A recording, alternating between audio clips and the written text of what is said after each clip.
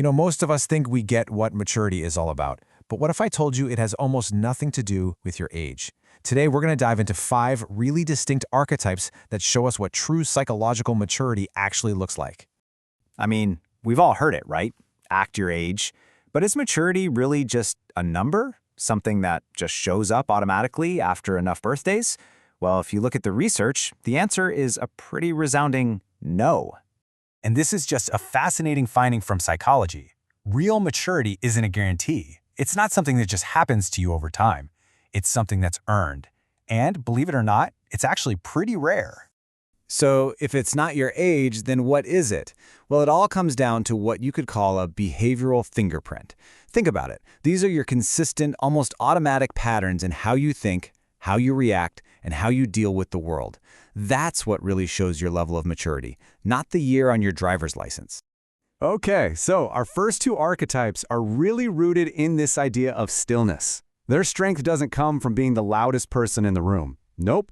It comes from deliberate inaction, from quiet observation, and just this immense internal control.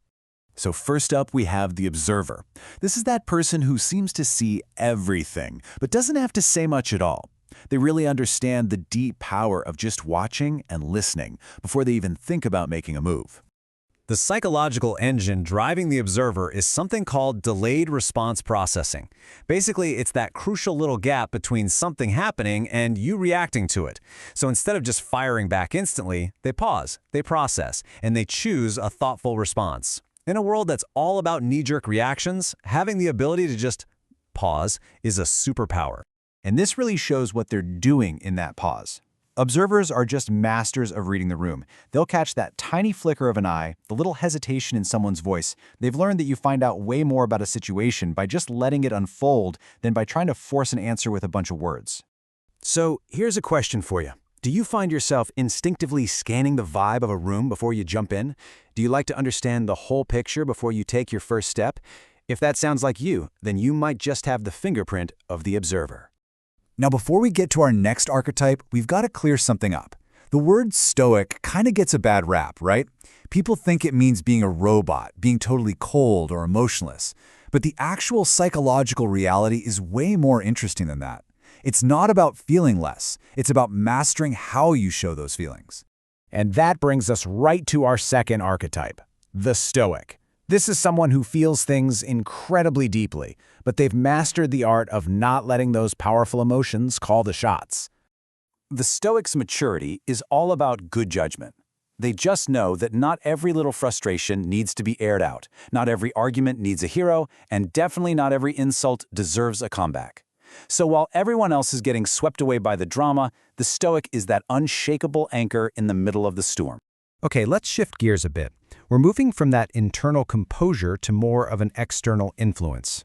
Our next 2 archetypes show their maturity in how they understand and will shape the world and the people around them.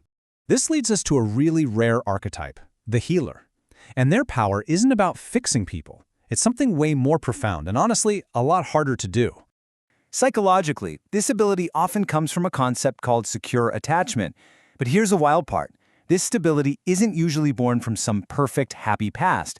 It's often forged in the fire of their own struggles.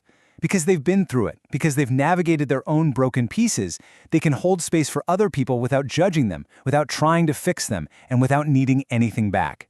It's an empathy that's been earned the hard way. So you can see it in how they act. A healer doesn't interrupt your story to tell their own. They don't jump in with a bunch of solutions unless you ask. They simply provide a safe place to land. They're basically the lighthouses that people look for when they're lost in a storm. Next up, we have the forward thinker, the master planner, the strategist. This person's maturity is just so clear in their incredible foresight, their discipline, and their emotional patience. Their mind works like a high-speed simulator. When they're faced with a choice, they don't just see the immediate result, oh no. They play out the entire chain reaction, the consequences of the consequences. Their choices are based on the second, third, and fourth move on the chessboard, not just that impulsive first one. So think about your own life for a second. Are you the person who's planning for the future while everyone else is just focused on today? Do you choose the tough workout now for the health benefits you'll get later? That long-term thinking, That ability to delay gratification, that is the absolute hallmark of the strategist. All right, we've arrived at our last archetype. This one is all about maturity through the lens of independence. It's about that profound strength you find, not in being alone, but in being completely whole, all on your own. And that archetype is the lone wolf.